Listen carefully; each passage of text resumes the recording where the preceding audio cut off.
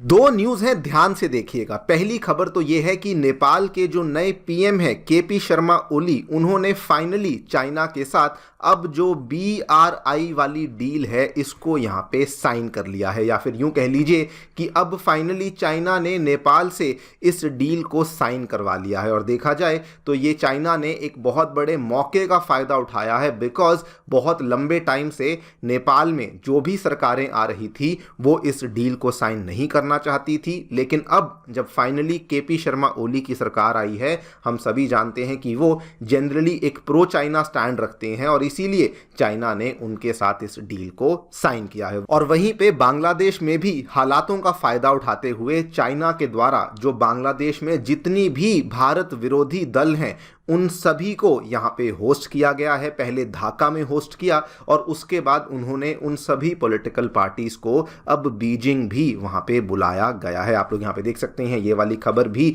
Just आज से एक दो दिन पहले सामने आई है और ये हमारी हिंदी मीडिया के द्वारा भी कवर किया गया है। बांग्लादेश के इस्लामी दलों पर डोरे डाल रहा चीन, भारत विरोध के लिए मशहूर नेताओं को कम्युनिस्ट पार्टी ने अब बुलाया है बीजिंग। एंड इसमें भी आपको बता दूं, जो ये जिन नेताओं को बांग्लादेश में चाइना ने होस्ट किया था उसमें दोस्तों जो ये 14 मेंबर की टीम जिनको होस्ट किया गया था, दिस वाज लेड बाय जमाते इस्लामी के जो सेंट्रल लीडर हैं नायब ए अमीर, उनके द्वारा इस मीटिंग को यहाँ पे लीड किया गया था। और हम सभी जानते हैं जमाते इस्लामी के बारे में दोस्तों, ये एक रैडिकल आउटफिट है और ये भी जानते हैं कि ये आज से नहीं कई वर्षों से, कई दशकों से एक एंटी इंडिया स्टैंड यहाँ पे रखती है। तो अगर आप दोनों चीज़ों को देखें तो बेसिकली कुछ नहीं, चाइना जो है वो मौके का बहुत बड़ा फायदा उठा रहा है। नेपाल के साथ जो डील पिछले 7 सालों से लैग कर रही थी, जो यहाँ पे नहीं साइन हो पा रही थी, उसको फाइनली साइन किया है। और बांग्लादेश भी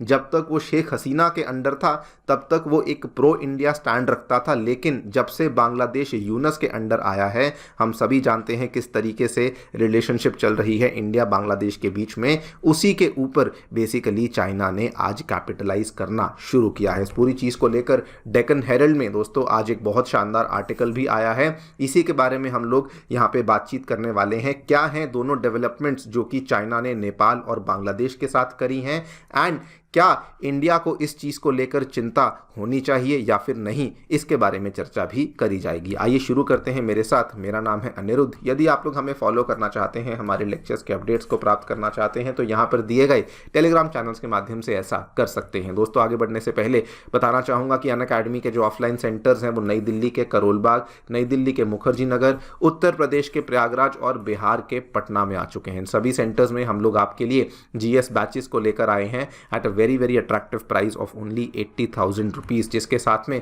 हम लोग आपके लिए सीसैट, ऐसे writing classes, current affairs coverage और टेस्ट सीरीज जैसी सेवाएं भी अवेलेबल करवा रहे हैं। कोई भी डाउट है, कोई भी क्वेरी है, मेंटरशिप की आवश्यकता है, हमारे सेंटर्स को विजिट कीजिए या फिर नीचे दिए गए फ़ोन नंबर्स पर फ़ोन भी कर सकते हैं। ऑल राइट,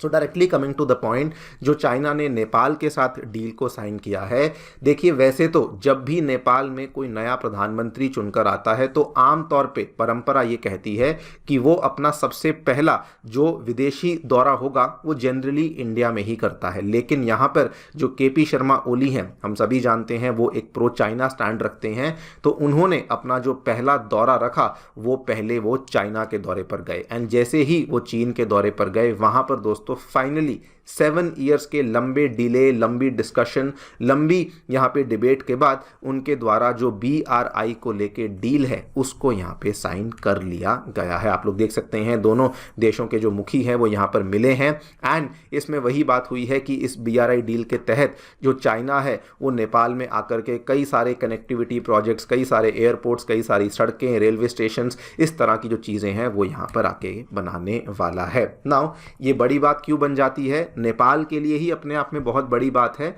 बिकॉज ये वाली जो डील है, जब भी इसको इम्प्लीमेंट या इसको साइन करने की बात आती थी, हमेशा कुछ ना कुछ अड़चन नेपाल में हमें देखने को मिलती ही थी। अगर मैं आपको केवल एक छोटा सा ट्रेलर दिखाऊं कि इस साल किस तरह की प्रॉब्लम्स देखने को मिली हैं, जब भी नेपाल की पार्लियामेंट में इस चाइना वाली बीआरआई डील को लेकर डिबेट होती थी, हमेशा यही होता था कि हमें चाइना के साथ इस डील को साइन नहीं करना। यहाँ पर आप देखिए, ये जुलाई 27 की खबर है। उस टाइम पर भी नेपाली गवर्नमेंट के बीच में बहुत बड़ी बहस छिड़ी थी। उसके पहले भी आप देखिए नेपाल की ऑपोजिशन जो है वो गवर्नमेंट को चेतावनी दे रही थी कि हमें चाइना से BRI के तहत किसी प्रकार के लोन नहीं लेने हैं, हमें चाइना से किसी प्रकार का असिस्टेंस यहाँ पर नहीं चाहिए। और वो भी इसलिए था बिकॉज ये सभी को मालूम है, सभी इस चीज़ से अवगत हैं कि नेपाल एंड बहुत सारी और जो देश हैं वो चाइना से लोन लेते हैं और उसके बाद उसी के डेट ट्रैप में कहीं ना कहीं फंस जाते हैं। लेकिन अभी जैसे तैसे करके चाइना ने KP शर्मा ओली को मना लिया है एंड आप उनके बोल भी देखिए, वो भी इस तरीके से बोल रहे हैं। उन्होंने कहा कि चाइना ने देखिए नेपाल की डेवलपमेंट को बहुत सपोर्ट किया है और जो ये BRI प्रोजेक्ट हम लोग इनिशिएट कर रहे हैं under the leadership of president Xi Jinping, इससे हम दोनों देशों की जो दोस्ती है, हम दोनों देशों की जो यहाँ पर कॉपरेशन है, ये और भी ज़्यादा बेहतर होने वाली है। और ये सरप्राइजिंग बन जाता है बिकॉज हम सभी ये इस चीज़ से ऑलरेडी वाकिफ़ हैं कि जब भी चाइना ने नेपाल में कुछ भी किया है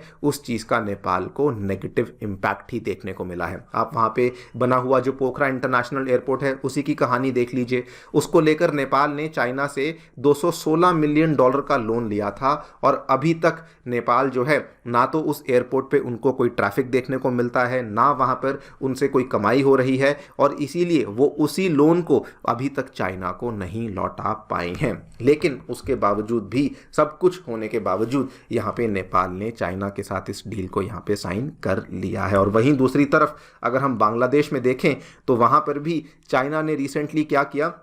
चाइना के जो एनवॉय हैं जो कि ढाका में स्टेशन हैं, उन्होंने सबसे पहले बांग्लादेश में जितनी भी पॉलिटिकल पार्टीज़ हैं जो कि जानी जाती हैं अपने एंटी इंडिया स्टैंड के लिए, जानी जाती हैं अपने इस्लामिस्ट स्टैंड के लिए, उन सभी पार्टीज़ को यहाँ पर इनवाइट किया, न्योता दिया एंड उनको ये भी कहा कि हम चाहते हैं कि आप लोग जो हैं बीजिंग भी आके हमें विजिट करें। नाउ चाइना ने ये आउटरीच उन पार्टीज़ को लेकर क्यों करी है, इसके पीछे मेनली 2 रीजंस है। पहली बात तो देखिए, जब तक बांग्लादेश में शेख हसीना की गवर्नमेंट थी, हम सभी जानते हैं उनका जो मेनली स्टैंड था वो प्रो इंडिया स्टैंड था। और दूसरी बात, जो ये दूसरी पार्टीज़ हैं जिनकी हम बात कर रहे हैं, जमाते इस्लामी हुई या बांग्लादेशी नेशनलिस्ट पार्टी हुई, इन सभी के साथ चाइना के बहुत अच्छे संबंध हैं। जब भी बांग्लादेश में ये वाली पार्टी सत्ता में रही हैं,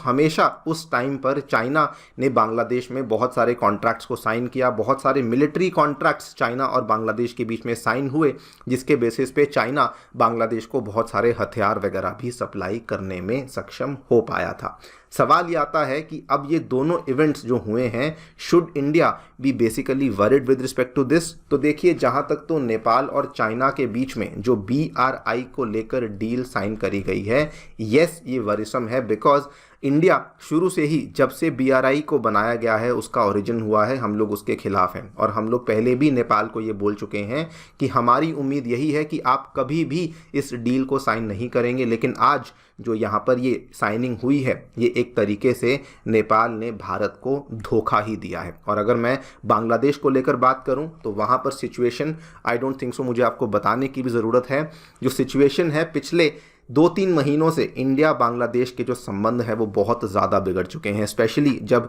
रिसेंटली इस्कॉन के जो मंक चिन्मय कृष्णा दास को अरेस्ट किया गया, उसके बाद से सिचुएशन और भी ज़्यादा बिगड़ चुकी है। और जितने भी बांग्लादेश के पड़ोस में इंडिया की स्टेट्स आती हैं, फिर भले वो त्रिपुरा हो, फिर भले वो आसाम हो, उनके यहाँ पर भी बांग्लादेश को लेके सेंटिमेंट्स बहुत ज़्यादा बिगड़ चुके हैं। बंगाल में भी अब जो एंटी बांग्लादेश सेंटिमेंट्स हैं वो बहुत ज़्यादा बिगड़ चुके हैं। चाइना बेसिकली क्या कर रहा है, उसी अपॉर्चुनिटी का इस्तेमाल कर रहा है कि जब इंडिया और बांग्लादेश के बीच में जो अच्छी दोस्ती नहीं चल रही, उसी मौके का फ़ायदा उठाते हुए चाइना बांग्लादेश के साथ अपनी दोस्ती को बेटर करने की कोशिश कर रहा है। इसीलिए वो उन पार्टीज़ को होस्ट कर रहा है। बल्कि आप रिसेंटली देखिए, आज से 2 महीने पहले की बात है, मोहम्मद यूनस की मीटिंग हुई थी याओ वेन के साथ, जो कि चाइना के ढाका में एनवॉय हैं। और वहाँ पर फ्लड्स को लेकर चाइना ने पहले ही कहा कि हम लोग आपकी हेल्प करेंगे, इंडस्ट्रीज़ को लेकर चाइना ने कहा कि हम लोग आपकी हेल्प करेंगे। तो ये सारे के सारे चाइना की टैक्टिक्स हैं जो यहाँ पर प्ले आउट करने की कोशिश कर रहे हैं, जस्ट टू मेक श्योर